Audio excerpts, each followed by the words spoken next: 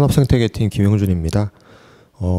저희 팀장님께서 말씀하신 것처럼 저희가 오늘 저희 연구소 전체적으로 내년도 전망을 하는데요. 특히 저희 산업팀 같은 경우에는 내년도뿐만이 아니라 좀 약간 좀 시계를 좀 길게 봐서 한 10년 정도 산업이 어떻게 바뀔지에 대해서 저희는 좀 알아보는 그런 시간을 가졌습니다. 그래서 여기 보시는 것처럼 부제가 이제 산업의 지형도가 바뀐다라는 내용인데요. 저희가 이렇게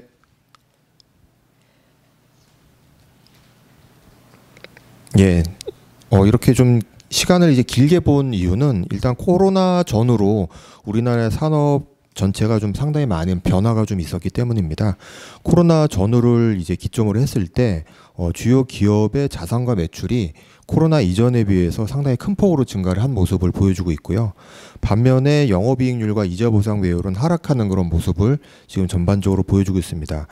그러니까 우리나라 기업이 코로나 이전에 비해서 덩치는 상당히 커졌지만 어떻게 보면 체력은 더 약화가 되었기 때문에 이후에 나타날 어떤 그 큰 변화에 잘 대비할 수 있을지 그런 거에 대해서 저희가 상당히 좀 생각하는 그런 시간을 가져야 되겠다라는 생각을 좀 하게 되었고요.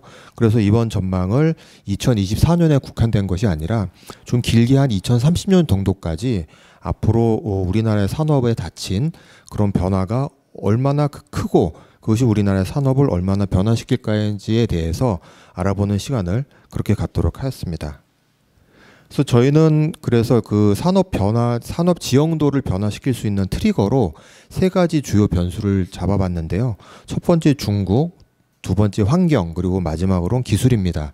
중국 여러분들이 최근에 여러분들이 좀 많이 느끼고 이제 경험하셨듯이 중국이 지난 40년간 상당히 고성장을 하면서 전 세계 경기를 이제 이끌어왔고 특히 산업 생태계에 있어서 중국을 빼놓고 생각할 수가 없었습니다.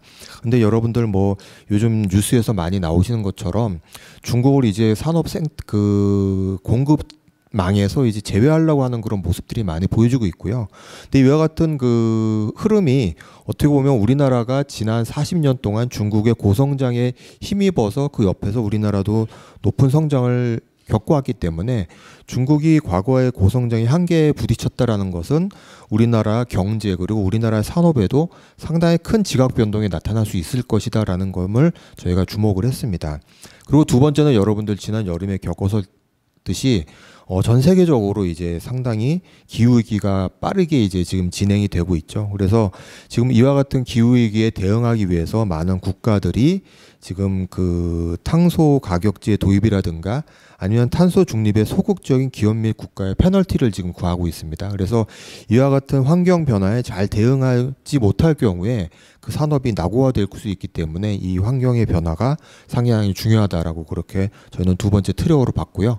마지막 트리거로는 이제 기술입니다. 최근 몇 년 동안 우리 환경을 둘러싼 디지털 기술들이 상당히 빠르게 지금 변하고 있죠. 올해 같은 경우에도 이제 챗 GPT를 비롯한 생성형 AI라든가 이런 것들이 지금 비즈니스에 실제로 지금 상당히 많이 지금 도입이 되고 있고요. 그렇기 때문에 이와 같은 디지털 기술을 잘 적응하고 이것을 산업에 잘 어댑트하는 그런 산업만이 살아남을 수 있는 그런 상황이 된 걸로 보이고 있습니다. 그래서 저희는 이와 같은 산업의 트리거, 중국 환경 기술에 대한 트리거가 앞으로 우리나라의 환경을 어떻게 변할지, 산업 환경을 변할지에 대해서 설명하는 그런 시간을 가지도록 하겠습니다. 저희가 지난 시간에 작년 같은 경우에 우리나라의 산업군을 5가지 산업군으로 이제 나눠서 저희가 그 산업군에 따른 전망을 가졌던 시간이 있는데요. 오늘은 이와 같은 산업군이 앞으로 앞에서 말했던 것과 같은 그 세 가지 주요 트리거에 따라서 어떻게 변할 것인지에 대해서 중점적으로 말하는 그런 시간을 가지도록 하겠습니다. 주요 산업도의 변화가 앞에서 본 것과 이제 이번에 본 것과 같이 이렇게 변할 것인데요. 한 4가지 정도로 이제 저희가 크게 이제 분류를 할 수 있습니다. 첫 번째는 디지털 산업군의 볼륨이 상당히 커지면서 디지털 산업군이 확장이 되고 또 이것이 세분화가 된다. 그리고 두 번째는 자동차 산업이 기존의 운송 산업군에서 디지털 산업군으로 이동을 할 것이다. 그리고 세 번째로는 이제 부동산 산업군이 이제 데이터 센터나 물류 센터 같은 것들이 이제 더 커지면서 인프라 산업군으로 이제 발전을 할 것이다.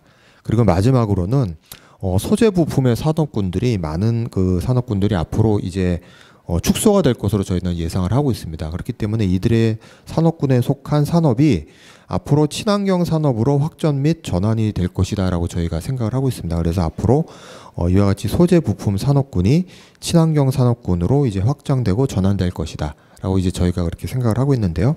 그래서 이와 같은 관점하에서 저희가 이제 산업군의 산업 지형도의 변화가 이와 같은 모습에서 이와 같은 모습으로 변하게 되는 것, 이와 같은 것들을 이제 세 가지 이제 주요 트리거로 이제 나눠서 저희들이 각자 저희 연구원들이 이제 각자 그 트리거에 대해서 설명하는 시간을 앞으로 가지도록 하겠습니다.